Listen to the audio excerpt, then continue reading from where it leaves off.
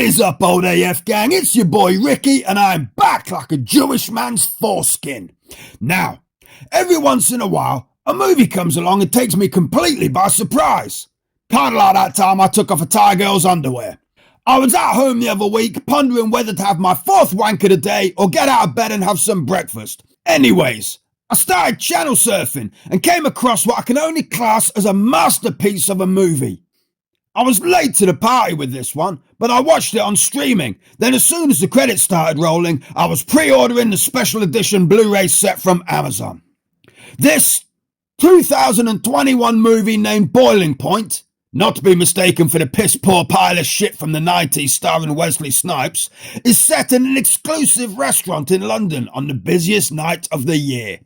The plot is very thin, the characters have little to no development, and the introduction to each is so thin on the ground it's like an Ethiopian sunbathing.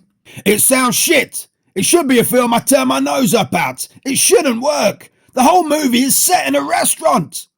But what we got was a goddamn masterclass in modern cinema. It stars Stephen Graham as a seriously talented chef who's on the verge of self-destruction, indulging heavily in booze and drugs. As the movie starts, we know he's got some serious problems, but it's shrouded in mystery that unfolds as the film progresses. We learn early on he's been preoccupied with his personal problems, neglecting his staff and letting standards slip at the restaurant. We see this as the film opens up to a food hygiene inspector laying the slap down on the kitchen staff. In an age where big budgets and special effects dominate the box office, it's nice to once in a while sit back and enjoy a nice piece of filmmaking which is sheer genius in comparison to the Hollywood offerings of late. The movie was shot in 3 takes. Yes, the whole movie in 3 fucking takes. The movie's seen through the eyes of the camera as it weaves around the restaurant and never cuts or jumps scenes, so one fluff line or fuck up means back to square one. The cast all played a blinding role from the pot washers to the unlikable maitre d', who we'll get onto in a moment.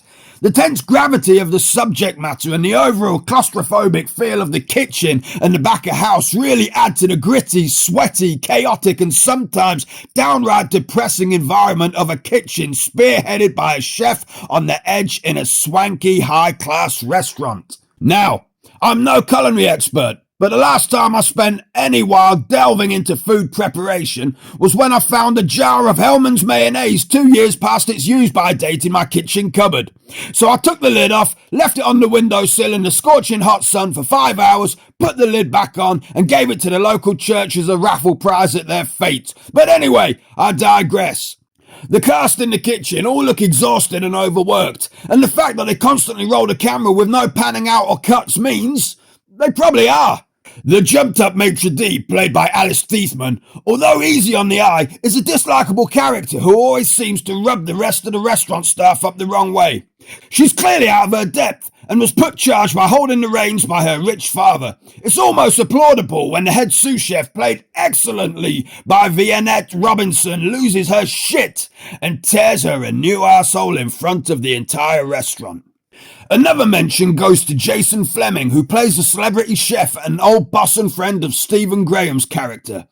Fleming is accompanied to the restaurant with one of London's most ruthless food critics, and the whole time you get the feeling that something more sinister is at play.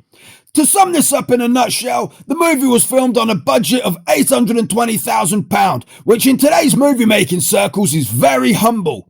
And what we have is an example of what movies can be like when substance is placed over style.